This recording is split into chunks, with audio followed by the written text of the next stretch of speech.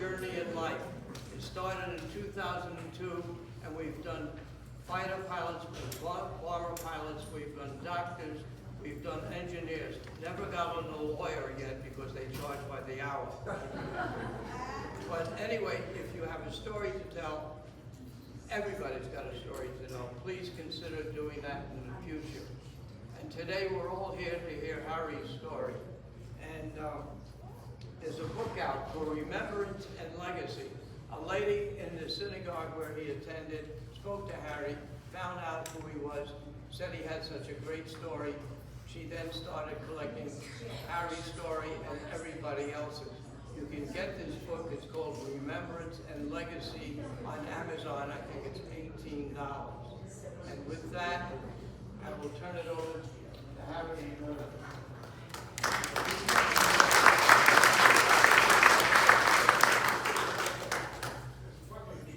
Thank you everyone for attending, and I hope you get something out of it.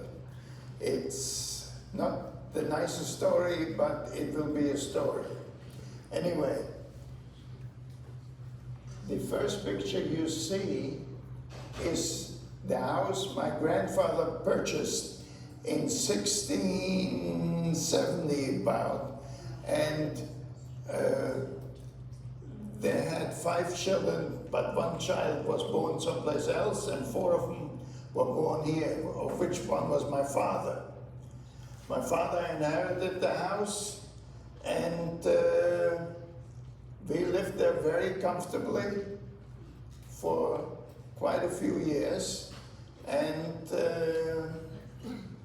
in half of the house, you went a little fast. Okay. The right side of the house downstairs was stable, and it went all the way through. It had not enough room for 6 cows, 2 horses, and small animals. Okay, upstairs was 6 bedrooms, and on the left side on the bottom was a formal living room, which only was used very seldom. But there was enough rooms on the same side further up. There were 2 kitchens and so on. It was a very comfortable place. It was very comfortable, okay. Everybody can see, these are my parents who sent me at 8 to, or I should say, they sent the 3 of us, my sister and another little girl, to a boarding school. Okay, there you can see me in the middle, and that was the only toy I ever owned, a bunny. Okay, to the left is my sister, and to the right is Inge Bachmann. And the 3 of us went off to school someplace else because in 38, nobody, the German schools did not let us attend. There's my sister and myself several years later, and I just saw they displayed something which we used to wear right there. Everybody can see.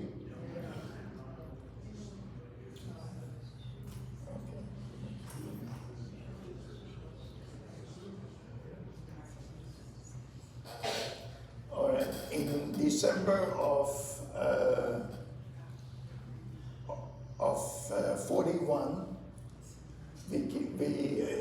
early on we came back from the schools. They closed the school down, and they sent us a letter saying, "You're being resettled to Riga, Latvia."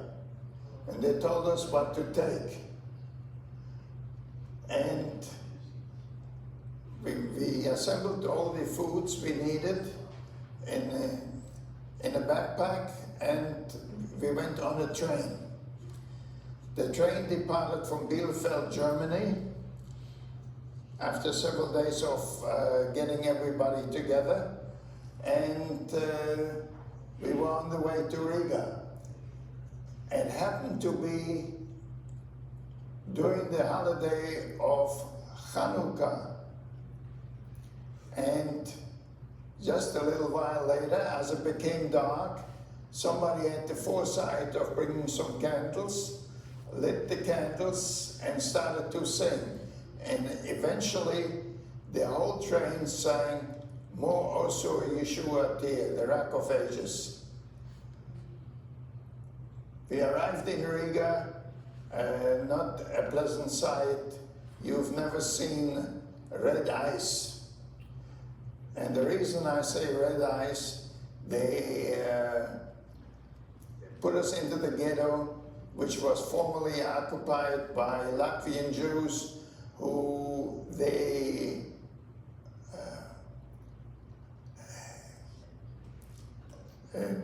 assembled and marched into the forest and eliminated them. 20,000 in 2 days.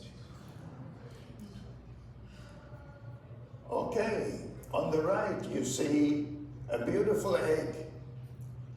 My mother traded, I don't know what it was, but a piece of jewelry for one egg. And that was my birthday present. And even today, I have an egg every morning in her honor.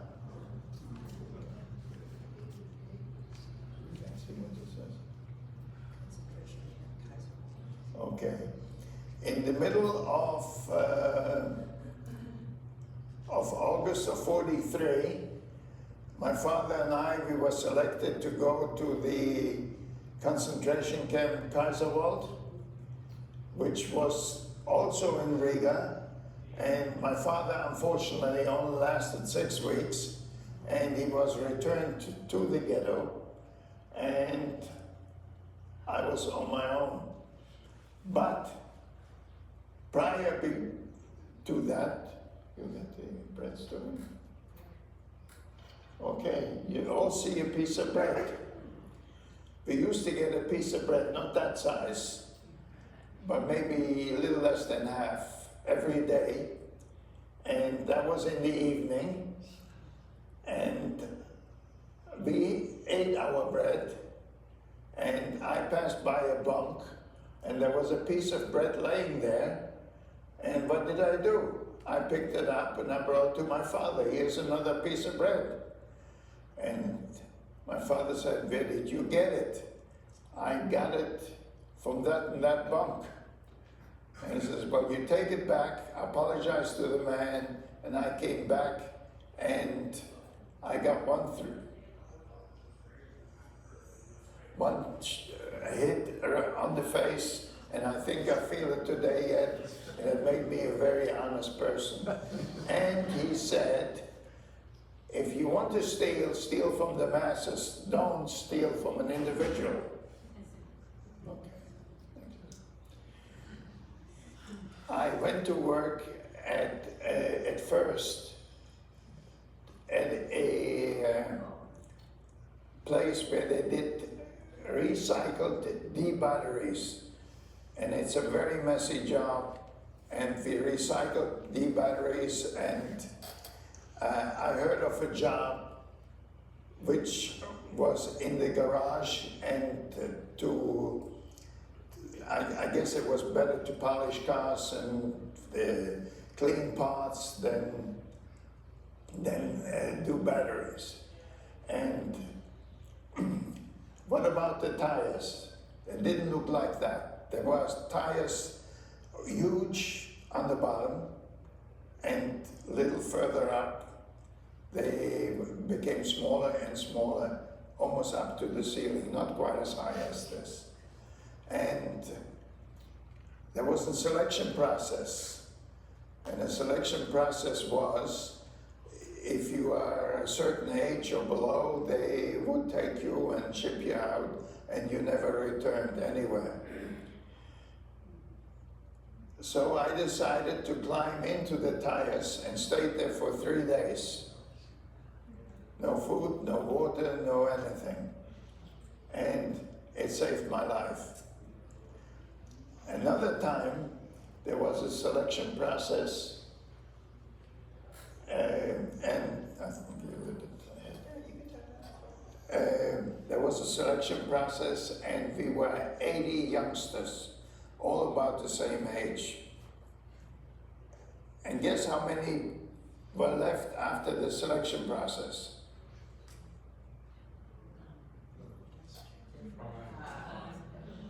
5. And luckily, like I said, I worked in the garage because those people who worked with me protected me by always putting me in the middle so you can't see where I am. So in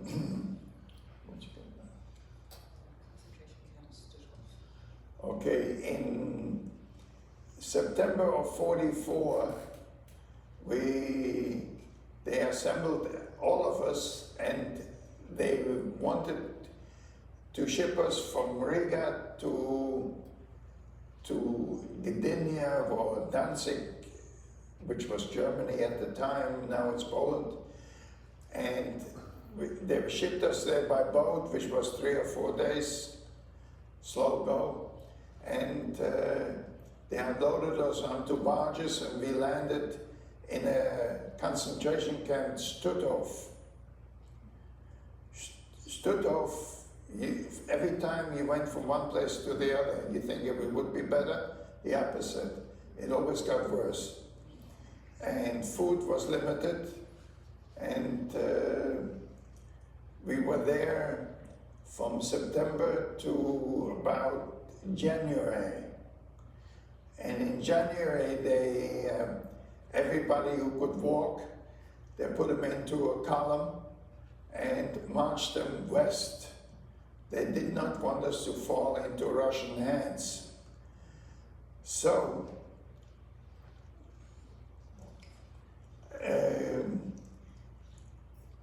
in the 9th of March, early, we used to stay outside in big barns on straw, which was delightful. It was almost like getting into the Holiday Inn. It was comfortable. And we also used to go to the silos, where they had cabbage and root vegetables stored. And we didn't have any tools of anything, so we used our hands as well as we could. And we ate the root vegetables, cleaned them as well as possible, and anyway, they were good. What did we do for water? They didn't give us water. We used to go take our hand and put some snow aside and dig into the snow and consume this slowly. And that went one day after the other, and then on the 9th of March, all at once in the morning we heard rumbling. Never heard that sound before. It was very interesting because by a little bit past 9, the Russian tanks overran our column and we were free. So the first thing I did, coming out of a village community, I'm now in the loft. There's smoked sausage, smoked salami, and so on. I got up there and I cut it all down, brought it down and distributed. Very good items. However, they were not good for us because we were not accustomed to eat too rich. So the Russians took us, put us into a schoolhouse and gave us 2 blankets, fed us oatmeal 3 times a day for 6 weeks, and then let us go loose. So there were 6 of us from pretty much the same area.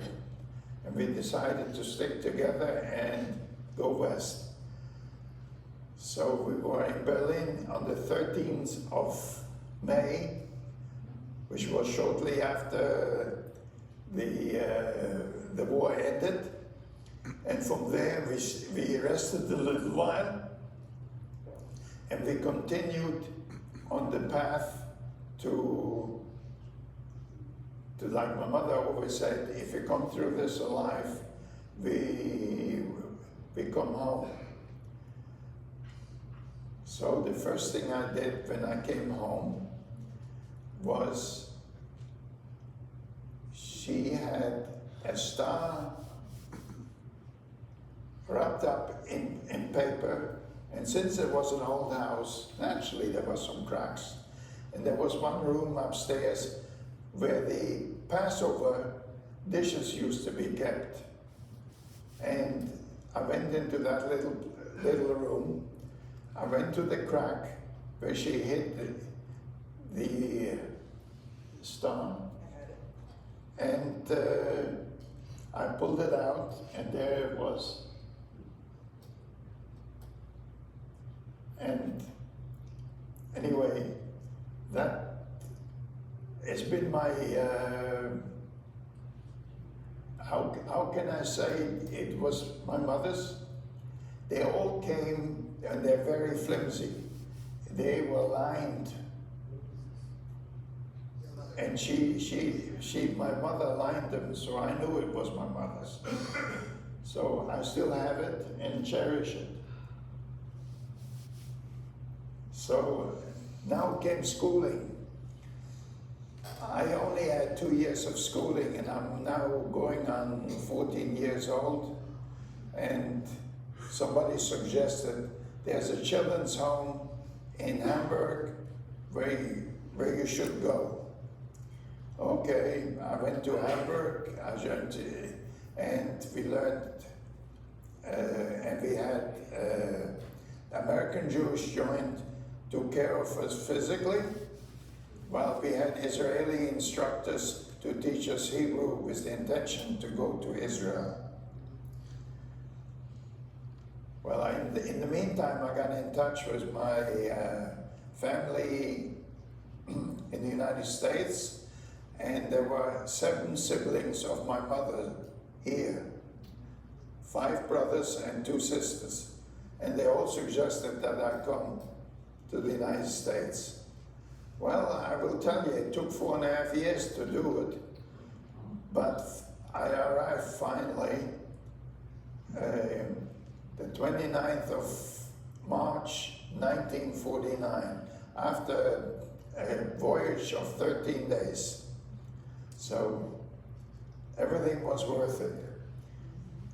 Now, I went to night school for many years because at first I did not have any language skills. I knew yes or no, that's as far as it went. And so it came time for the first papers. So Harry Truman was the president, and I have the opportunity to change my name. And I said, Harry is a nice name, it's nice and short, and I think I like it. So the next thing I knew, I had an invitation for Mr. Truman. I want you. And he put me into uniform. So 2 years later, I returned back to Florida, and an uncle picked me up, and he said to me, here are the car keys, drive home, and says, change into civilian clothes, and be in the store by 10 o'clock. This was 8 o'clock in the morning. I says, okay, and I worked for him 11 years. In the meantime, in 1957, I dated a blind date, and that lasted 60 years.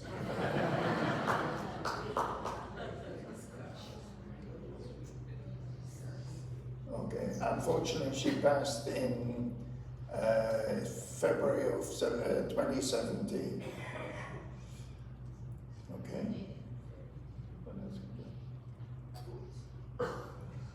Okay, I had the opportunity in 1973 to purchase a store which I knew was a good store and had great success. So I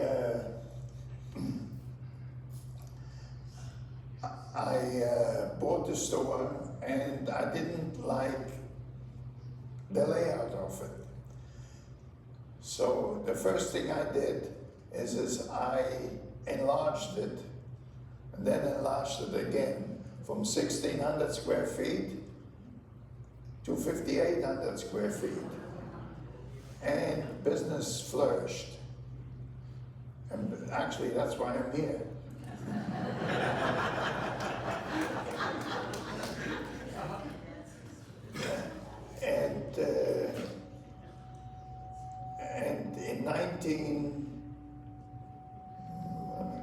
And we ran the store till 2001, actually December 24th, 2001, because I did not want any changes. And I'd be retired and traveled, and actually what you see now is in Germany, we traveled in 2018, and you saw Stompelstein is what it's called. It's brass plates put into the ground or sidewalk in front of where one used to live. And this one actually is of my family. My father, my mother, my sister, and myself, but mine doesn't have a date of death. And so, at the time we went we were in Germany, they said, let us show, I said a prayer at the grandparents' graves, and they asked me to go to the other side of the cemetery, and they showed me a memorial board, which was perfect. You could not critique it. And I said, I would have thought that in 70 years, you would have had the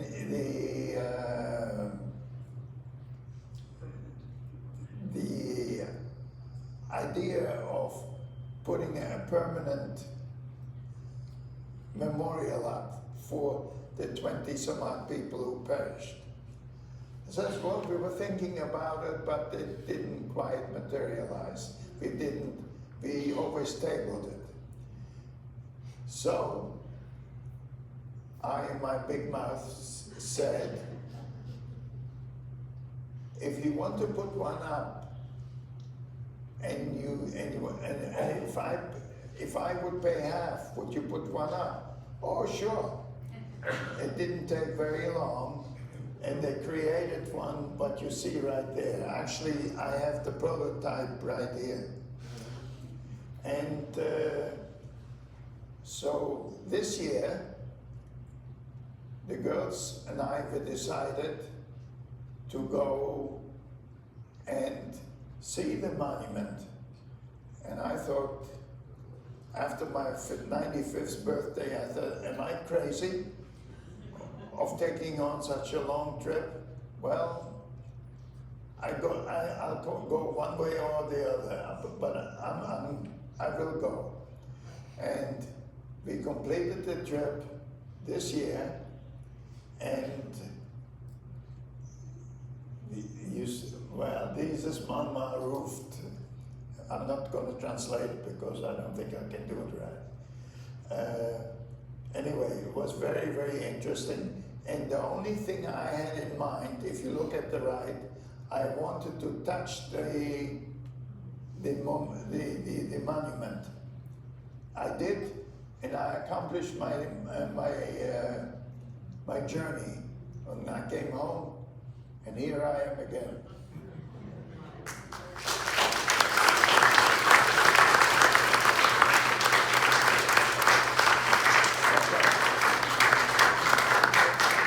I promise I would answer questions. So if there are any, I'll be happy to do so. Harry, Yes, how did you find your relatives in the United States? I went to the place where my mother's family came from, to the police station, because in Europe, a lot of you know this, if you go from one apartment to another, no matter where, you have to leave an address from where you're going to where you're coming from and where you're going. So it's not like the post office. It's quite legal, and it's in the police. The police knows where you are. They had the addresses in the United States? They had an address in the United States. However, the address they had moved 2 or 3 times. How old were you when you went into the concentration camp? About 12. Harry, when you left your hometown after you were free, you went back there, and then you went to Berlin. How did you get from there to Berlin? Pete and repeat. How far? Pete and repeat. How far?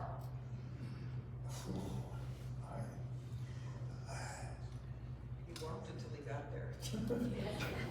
It was a great distance. It took days. It wasn't overnight. I'm sure.